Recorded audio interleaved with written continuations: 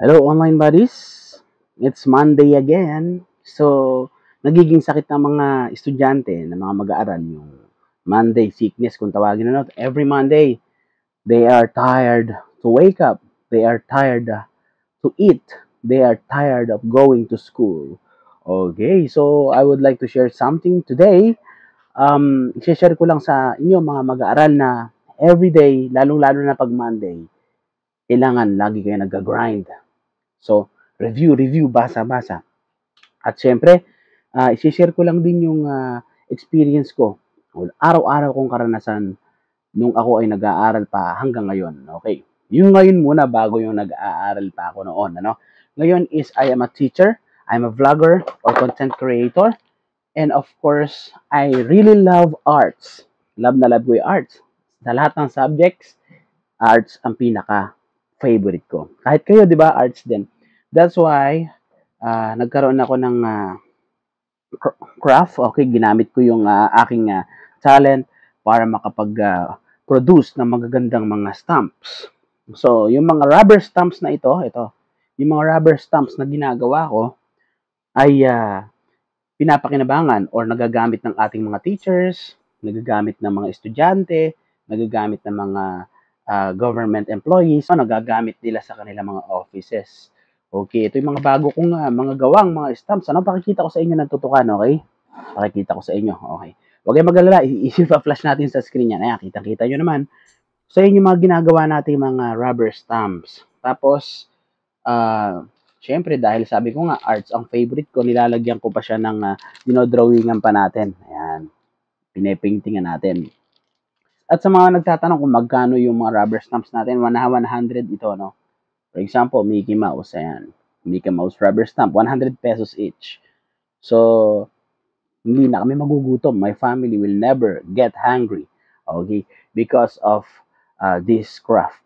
Turning into business. Okay? Turning into income. Okay? So, every Monday, tinatamad tayong gumising. Tinatamad tayong pumasok, di ba? Sabi ko nga sa inyo, yung experience or karanasan ko is everyday I grind. Everyday I wake up very energetically. Okay? Enthusiastically, kung tawagin ano. Kasi nga, balang araw, papakinabangan mo yan. Okay? Parang papakinabangan. Lahat matutulungan mo. Lahat mabibili mo. Lahat mapapasaya mo. Makapag-share ka sa mundo ng napakagandang bagay. Alright. Ikaw bilang estudyante pa lang, pwede mong gawin yung ginagawa ko, no? Habang ikaw ay estudyante pa lang, gawin mo yung pagiging isang estudyante mo. Gawin mo kung ano yung mga requirements sa paaralan nang sa ganon ay maging mataas ang grades mo. If you want income, if you want to buy something, spend your night. Spend your night doing or honing, sharpening your skills, and developing your craft. And then turn it into business. Turn it into something to be sold, ano? Like me, rubber stamp. Research. If you have no classes, go into somewhere and then research. Find something new, ano? Develop something. Okay? Try to look for something which is to be developed and will become a business, ano? Okay, like this. Aside from this business, so vlogging or content creation. Nung bago-bago pa lang ako dito, way back in 2020. Okay. During the pandemic, nag-start ako mag-vlog.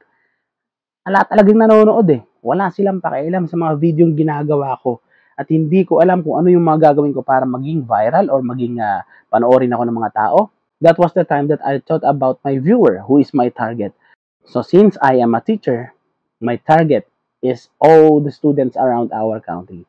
And then, unti-unti, hanggang sa naisip ko kailangan kong maabot yung mga requirement ng mga social media platform na ito, no?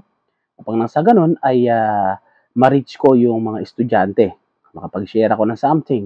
Ano ba yung ginagawa ko sa buhay ko? Ano ba yung mga pinagkakaabalahan ko na kung saan makapagbibigay ng inspiration sa kanila. So, I created many videos. 3 years akong gumawa ng videos bago ako makilala or ma-recognize ng mga social media platform.